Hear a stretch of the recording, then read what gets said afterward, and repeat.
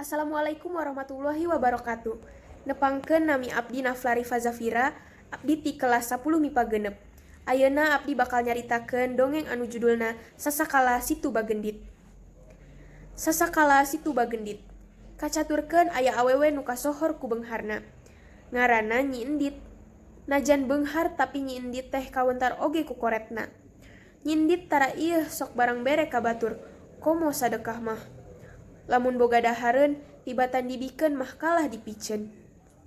Ku peditna, upami aya nu ngahaja datang ge tara ieu pirajenan mere. Nyi Endit ge tara ngajenan batur. Sakalikeun minjem duit ge mun malikeun kudu wae ditambahan. Dina hiji poe, kampung Nyi Endit kadatangan aki-aki hudang itek. Lempangna jumarik jeug. Katempona mah jiga lapareun kacida. Sabab remen ngalungsur bari nyekelan beteung. Tapi urang lembur oge taya nu wawuheun ka si aki teh. Jabat ti eta urang lembur teh teu barisaeun mere dahareun ka si aki sabab keur paceklik. Rata-rata jalma di tempat eta kagolong jalma nu teu boga serta kakurangan. Si aki geus sababaraha poe nalingakeun imah Nyi Endit nu pasingrongna. Kaayaanana beda pisan jeung kaayaan imah liana di eta lembur. Dina hiji mangsa, Nyi Endit keur niteunan kekembangan di buruan bari nulak cangkeng jeung tutunjukan ka badeganana nu keur sasapu. Katembong si aki leumpang jumarik jeug bari mawa itek. Ngarayap asup ka buruan Nyi Endit. Tuluy unjuk salam. Nyi Endit teu ngajawab, angger ngegeroan badegana sangkan ngusir si aki nu dianggap barang maen. Tapi basa badegana nyamperkeun, si aki kalah ngacungkeun itekna. Bari nyarita nyen manehna lain rek barang maen, tapi rek ngelingan Nyi Endit, sangkan ulah sombong jeung takabur. Sabab harta benda mah ngan sakadar titipan Tuhan. Dunia barana moal langgeng hirup butuh kudulur jeung batur.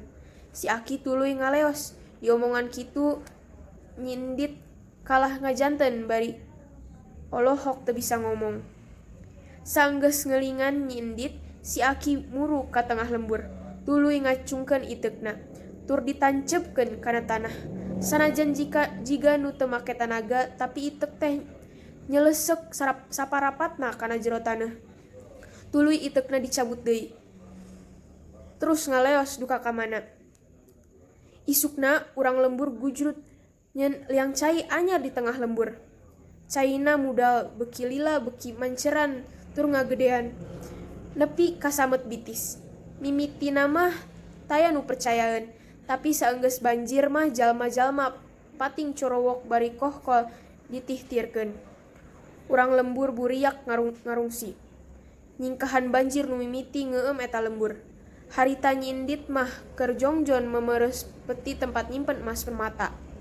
Manehna anteng teu mirosea bahaya anu aya di sabudeureunna.